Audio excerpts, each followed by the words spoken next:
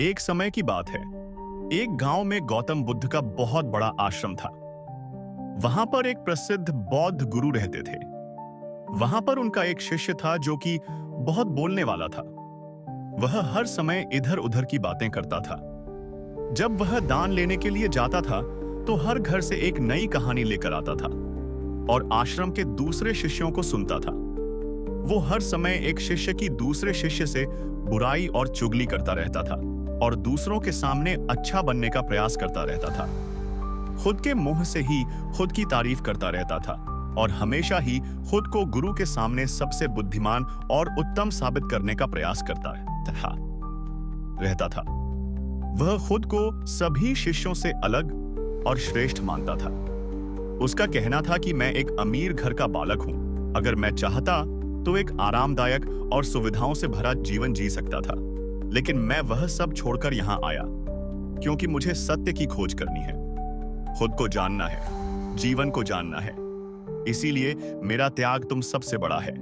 एक दिन गुरु ने आश्रम के सभी शिष्यों को बुलाकर कहा, आप सभी को अगले 1 महीने के लिए कोई संकल्प लेना है। इससे आपकी संकल्प शक्ति मजबूत होगी और आप में आत्मशक्ति का संचार होगा।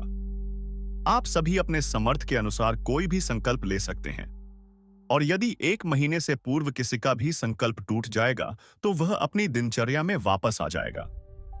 सभी शिष्यों ने अपनी शक्ति के अनुसार छोटे बड़े संकल्प लिए और गुरु को अपने अपने संकल्प के बारे में बोलकर वहां से चले गए। लेकिन वह शिष्य जो खुद को सबसे अलग और बड़ा दिखाना चाहता था, वह सीधे गुरु की कुटिया में पहुंच गया और बोला, मैं कोई छोटा मोटा संकल्प नहीं लेना चाहता, बल्कि खुद की ही जैसे एक बड़ा और महान संकल्प लेना चाहता हूं। कृपया आप ही बताएं, मुझे क्या संकल्प लेना चाहिए? उसकी यह बात सुनकर गुरु मुस्कुराए और बोले, क्या तुम मेरे द्वारा दिए गए संकल्प को पूरा कर पाओगे? क्या तुम्हारे लिए उसे पूरा करना संभव होगा? शायद नहीं, वह तुम्हारे लिए संभव नहीं है। तुम उसे पूरा नहीं कर पाओगे, इसीलिए तुम खुद ही कोई संकल्प ढूंढो। शिष्य ने कहा, नहीं गुरुदेव, आप जो भी संकल्प मुझे देंगे मैं उसे पूरा करूंगा। गुरु ने कहा, ठीक है, तो तुम अगले 1 महीने तक चुप रहो, मुंह से एक शब्द भी नहीं निकलो। यही तुम्हारा संकल्प है। शिष्य ने कहा, गुरुदेव, यह भी कोई संकल्प है? यह तो बहुत ही आसान है। 1 महीने तक चुप ही रहना है। आप कोई बड़ा संकल्प दीजिए जो मेरी योग्यता के लायक हो, जिसे पूरा करने में मुझे समस्या हो। गुरु ने कहा, पहले तुम यही संकल्प को तो पूरा करके दिखाओ। शिष्य ने गुरु की बात मान ली और वह इस समय चुप हो गया और पलटकर कुटिया से बाहर चला गया। पहले उसे चुप रहना बहुत आसान लग रहा था। उसने एक दिन तो जैसे तैसे चुप रहकर काट लिया, लेकिन दूसरे दिन से उसके मन में ना बोलने का बोझ बढ़ने लगा। तीसरे दिन उसे भारीपन महसूस होने लगा और चौथे दिन उसके अंदर एक अजीब सी बेचैनी होने लगी, क्योंकि आसपास आश्रम के सभी शिष्य एक दूसरे से बातें कर रहे थे। यह देख वह पूरा दिन उदास रहा। इसी तरीके से कुछ दिन और बीते और वह शिष्य बीमार पड़ गया। उसका सर फटा जा रहा था। उसका खाने पीने तक का मन नहीं कर रहा था। वह सिर्फ बोलना चाहता था। वह गुरु के पास गया और उनके सामने बैठकर लिखकर उन्हें बताया, गुरुदेव, मैं बोलना चाहता हूं, मुझे सांस नहीं आ रही, मेरा दम घुटा जा रहा है, मैं अंदर ही अंदर पागल हुआ जा रहा हूं। मैं क्या करूं? संकल्प तोड़ दूं क्या? यह पढ़कर गुरु मुस्कुराए और बोले, संकल्प तोड़ने के लिए ही होते हैं, लेकिन जो अपने संकल्प को पूरा कर लेता है वही अपनी आंतरिक शक्ति को बढ़ाता है, और जो अपनी आंतरिक शक्ति को बढ़ाता है वह समाज की कल्याण करता है। संकल्प का लेना भी तुम्हारे हाथ में था और इसे तोड़ना भी तुम्हारे ही हाथ में है। तुम्हारे बहुत से भाई अपने संकल्प को तोड़कर अपनी पुरानी दिनचर्या पर वापस आ चुके हैं। अगर तुमसे नहीं हो पा रहा तो तुम भी संकल्प तोड़कर अपनी पुरानी दिनचर्या पर वापस जा सकते हो। लेकिन याद रहे, अगर आज तुम इस छोटे से संकल्प को नहीं संभाल पा रहे तो तुम अपनी बाकी की पूरी जिंदगी को कैसे संभाल सकोगे? बाकी फैसला पूरी तरह से तुम्हारे हाथों में है। गुरु की यह बात उस शिष्य के दिल में चोट कर गई। वह बिना कुछ बोले वहां से वापस चला गया और खुद को अपनी कुटिया में बंद कर लिया। वह केवल अपने जरूरी कामों के लिए ही कुटिया से बाहर निकलता था। बाकी सारे समय कुटिया के अंदर ही बैठा रहता। 15 दिन बीत चुके थे और आश्रम के लगभग सभी शिष्यों का संकल्प अब तक टूट चुका था, लेकिन उसका संकल्प अभी भी जारी था। संकल्प लेने के बाद से अब तक उसने एक शब्द भी नहीं बोला था।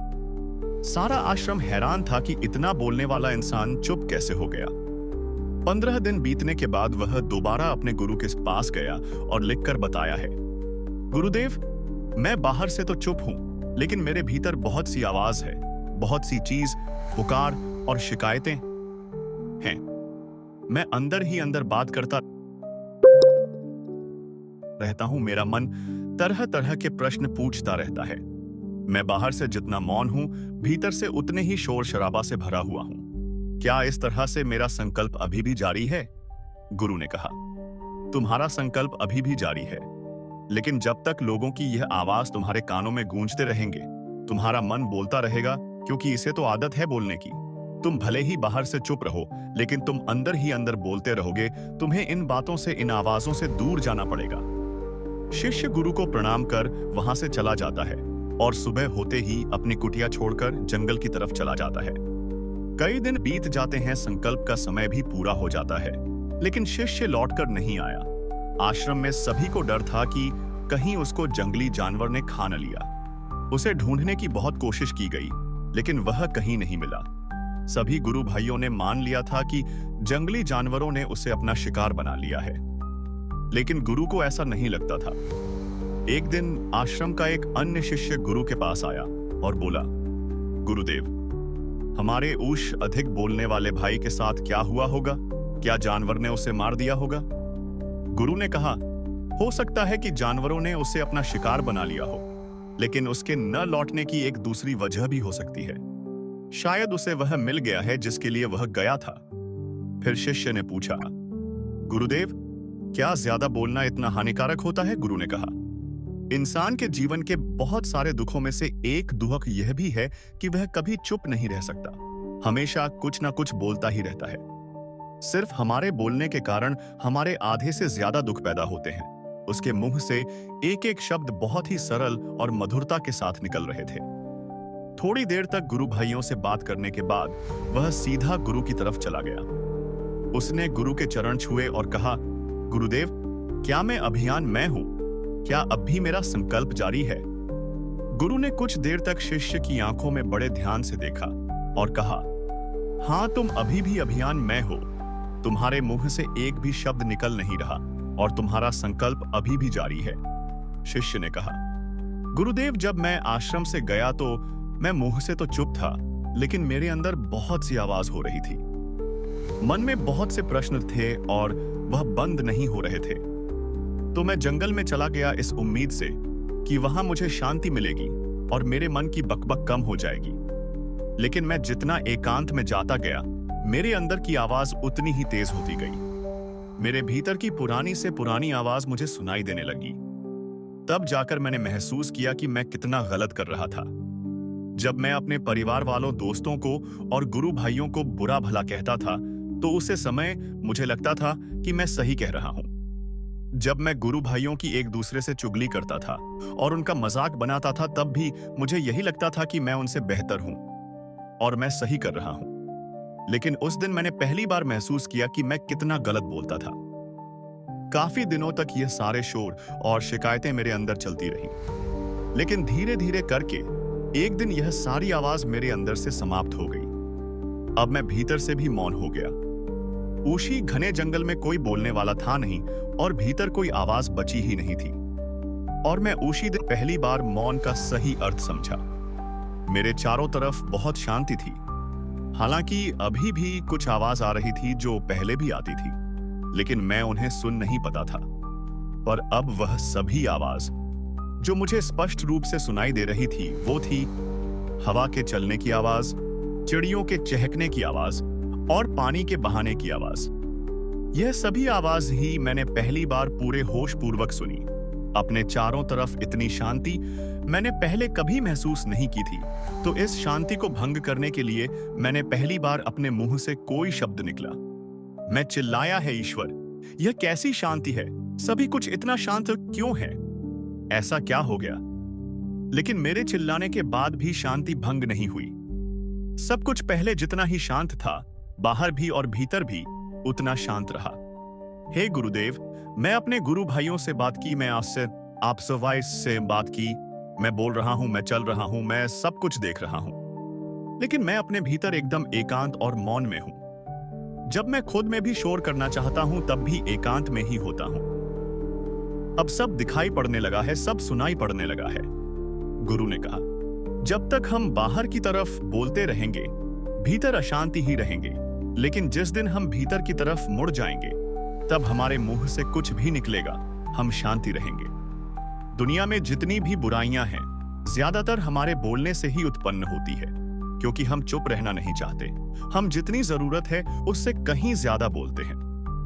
हम सामने वाले को सुनना नहीं चाहते, बल्कि उसकी बोलती बंद कर देना चाहते हैं, उसे समझा देना चाहते हैं कि मैं कौन हूं, मैं क्या कर सकता हूं।